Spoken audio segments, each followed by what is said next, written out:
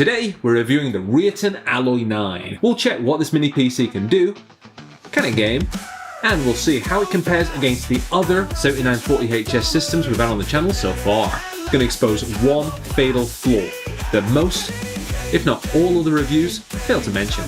Welcome to Team Pandora. Subscribble. So another package came, this time from Ryzen. This mini PC was sent to us in purpose of video review. They agreed to send a small amount of cash to prioritize the video, but this review will be as non-biased as possible, all opinions are our own, and they won't see this video until it's published. So here's the box, and to get to the insides we need to slide it out. A nice handful. And there it is. Amazing. Ryzen.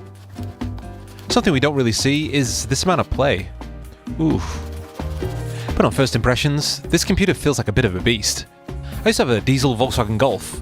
It was a bit heavy like this, but in my mind, I was driving a tank. We also have a manual, which is in multiple languages. They include English, Chinese, German, Japanese, Spanish, Italian, and French. It goes over the basics, as well as upgrading your SSD and things like that. Got a nice looking warning, we'll ignore this, and a card explaining about slow boot times. At the bottom of the box, we've got some other bits. A HDMI cable, a power brick, and this one uses barrel jack.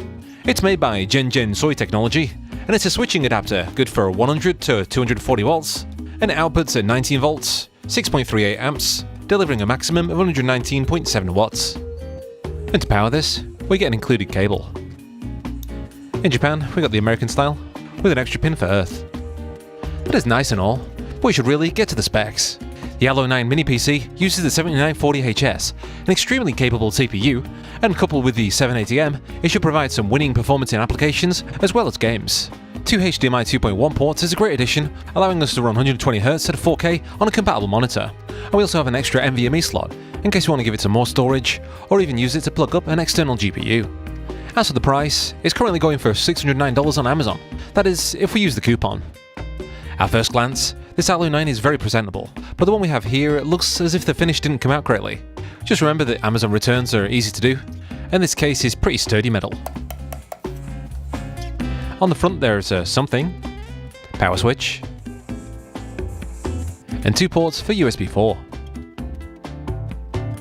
an audio jack, and a pinhole for BIOS reset. On the right side there's holes, many holes. And on the back is where a lot of the action is. Along the top is where the heat gets pushed out. On the bottom, DC input. Two ports for HDMI 2.1, 2.5 gigabit Ethernet LAN, and four ports for USB 3.2. We really would have liked one of these on the front, but yeah, it is what it is. More holes, and even more underneath. And the combination of tall feet and the wedge case should help somewhat in keeping the computer quite cool. It's about time for the size comparison. The Alloy 9 is slightly larger than the Geekom A7 and the GMK Tech K4, which both have the same processor. Here's a chewy lot box. It's around 4 times the size of this thing. Here's the GMK Tech G5 and the B-Link Sur 6. This mini PC shares the same length and width, but it's around 2mm shorter in height. If you compare it to the GMK Tech K9, the dimensions are identical. But it gets absolutely dwarfed when you bring in the mighty, floppy disk. 3.5 inches of double-sided Double Destiny. Can you guess this card? 2 hints. Johnny and chocolate. 3, 2, 1, ding! There we go. And of course, the Rooibosch tea bag. Wait, this isn't Rooibosch, it's Taifu. This mini PC is 4 times the size of a Taifu tea bag. After we combine it with a monitor, speakers, and all-in-one keyboard, we can get cracking. And on first boot, we're greeted to this recovery message. Very odd to see a new computer start up with this, but after clicking on Restart My PC, we get to the Windows setup screen. And this is where we answer a few questions, such as language, keyboard settings, and things like that. Unfortunately, this forces us to enter our Wi-Fi settings before allowing us to boot up and check for viruses. This is something that Microsoft has pushed, giving us yet another reason to go Linux. But there is a workaround. Push Shift and F10 to get the command prompt, and type in OOBE/bypass NRO.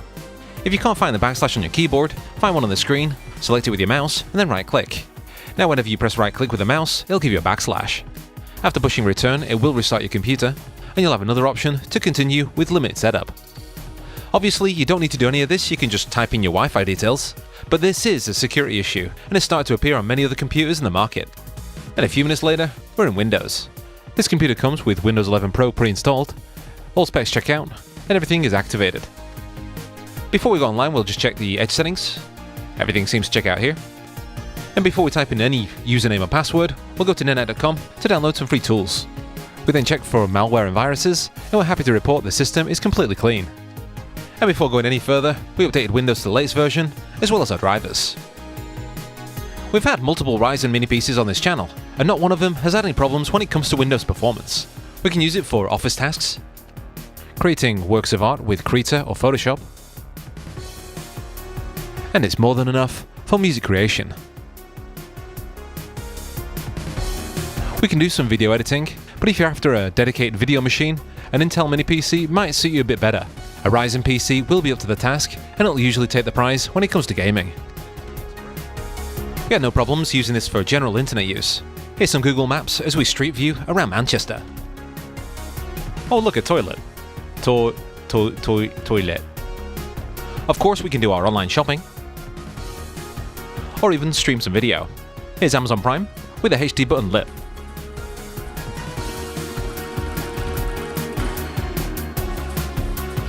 Netflix. How are you today? I'm Mr. Jellybean. Hi, Mr. Jellybean. Or YouTube in 4K. And it plays beautifully. As we move on to the benchmarks, the Ryzen Alloy 9 performs really well against the competition, but we need to remember that benchmarks are just a score to go by and don't always translate 100% to gaming performance. And this extremely high Cinebench score may hint that the computer has an edge when it comes to cooling. And we have pretty decent scores in Dismark, but not the best, hinting we have a PCI 3x4. Next in our testing is Wi-Fi signal strength, and at only 50%, it shows us that metal cases are not always a good idea. So to speed up downloads, we use the Ethernet LAN.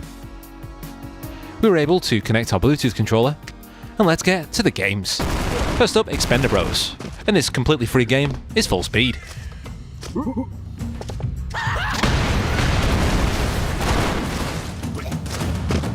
Might accidentally Danger-esque. It's just sitting there.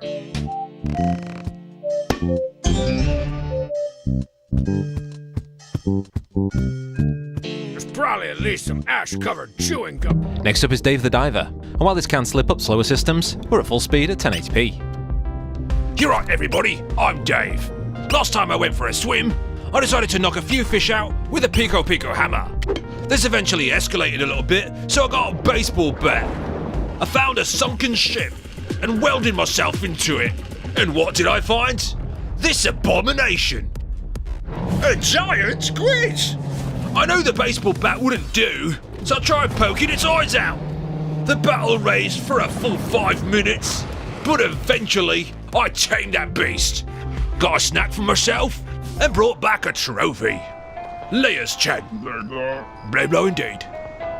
Diablo 4 at 1080p high gave us from 40 to 45 FPS. And then if we turn on FSR, full 60.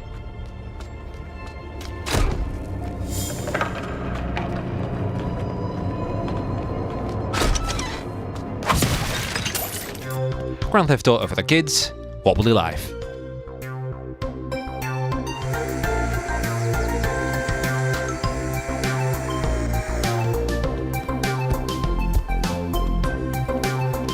Moving on to some esports titles now, here's Fortnite. And at 1080p epic settings, we do get a high frame rate. But there are slight hiccups every now and then.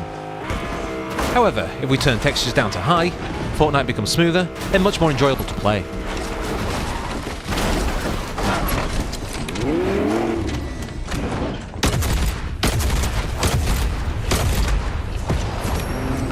Here's Rocket League, 1080p high settings, with no problems whatsoever.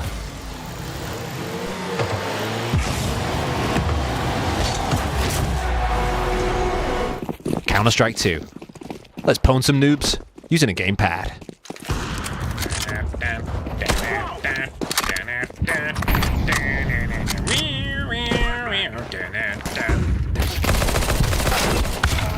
Let's move on to the more demanding games. Here's Aim for the Nads Remake.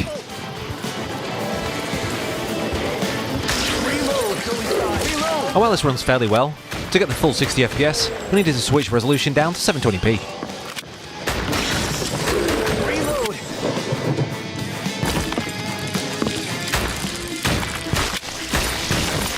And Cyberpunk 2077, running at 1080p, medium settings, with FSR 2.1 set to auto.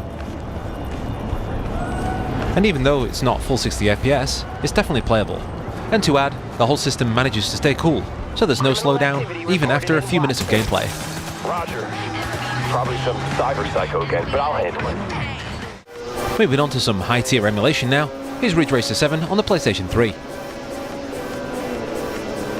This one's yours. Here it is in 1080p.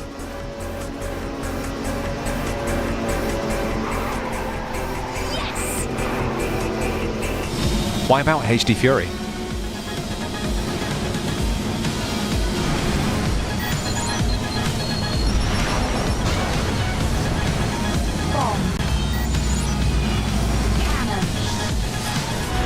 Star Fox Zero on the Wii U.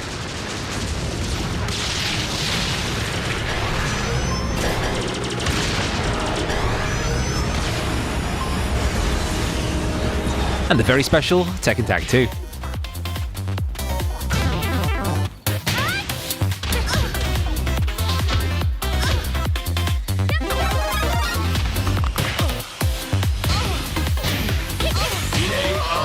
Here's Sonic Mania on Rejunks, and it's running at full speed.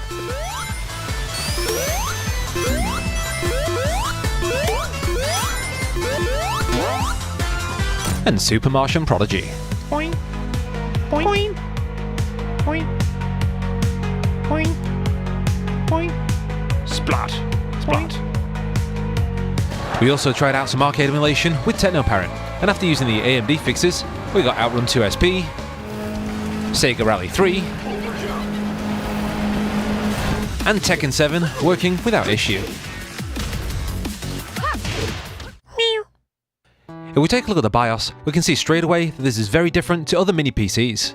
While it does seem clean with its light visuals, it becomes quickly apparent that the user interface is in fact rather clunky.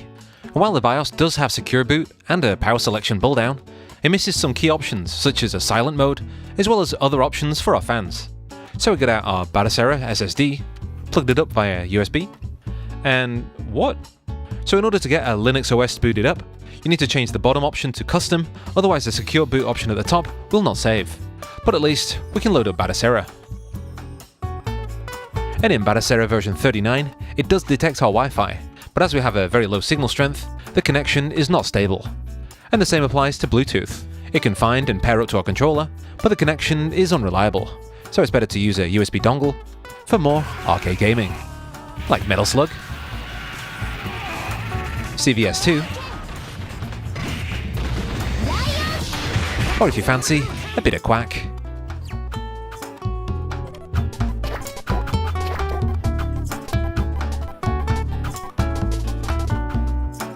We've mentioned this a few times now, but the Wi-Fi is pretty poor. To get around that, we can use an Ethernet LAN cable or a USB Wi-Fi dongle. As we have a full metal case, an external aerial is a necessity. So let's try to open her up. If you pull out the rubber feet, there's a screw hidden underneath each one.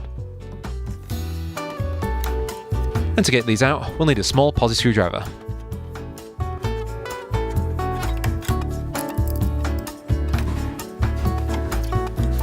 So the Wi-Fi antennas are at the bottom here, and we're really impressed. Look at this heatsink. You can see how the memory is directly cooled by the fan. But let's see if we can open this up any more.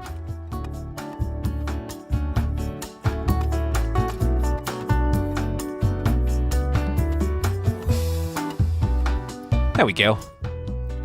And wow, look at that. So we can see that 2 thermal pads are included, as the heatsink is primarily there to keep the NVMe cool. The one included is a Lexar NM620, which is a PCIe Gen 3 before. They could have added something faster, but we don't mind too much as we'd rather have quality over speed any day. The 2 sticks of memory are from Crucial, and these ones are DDR5 at 5600 MITs. But what is very cool is what they did with the second stick, and it comes attached with this strange looking heatsink. If we remove the NVMe storage, we have access to the Wi-Fi chip. This one's the Intel AX210. We then disconnected the fan, remove the Wi-Fi module, remove the 4 screws, then we tried to remove the motherboard from the case, but it wouldn't easily budge. And as this is a fairly decent PC, we don't want to break anything, so we'll leave it as is. Let's check out the 10% noise. At idle, our CPU stays around 40 degrees, and we have a pretty silent computer. Let's have a quick listen. Pulling just under 10 watts from the wall. Then if we put it under load, the CPU sticks around 81 degrees. And here's how it sounds. Pulling around 95 watts from the wall.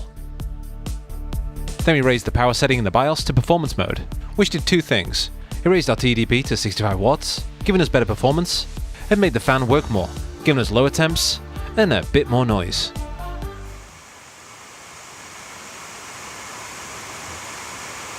Pulling around 100 watts.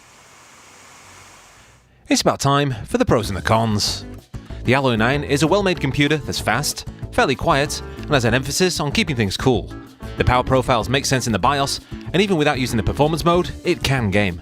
Unfortunately, Ryzen AI has not been activated, and the BIOS is rather clunky, but this all pales against his machine's main flaw, the Wi-Fi and Bluetooth signal strength, which seems to be a factor that is always overlooked. So let's try comparing it to a few other 7940HS computers. This one's the GMK Tech K4, and it had cooling issues, as heat could not escape the top. There are some fan mods if you want to fix this, and they're on Thingiverse. There's also the cute Geekom A7. But the metal feels a bit plasticky.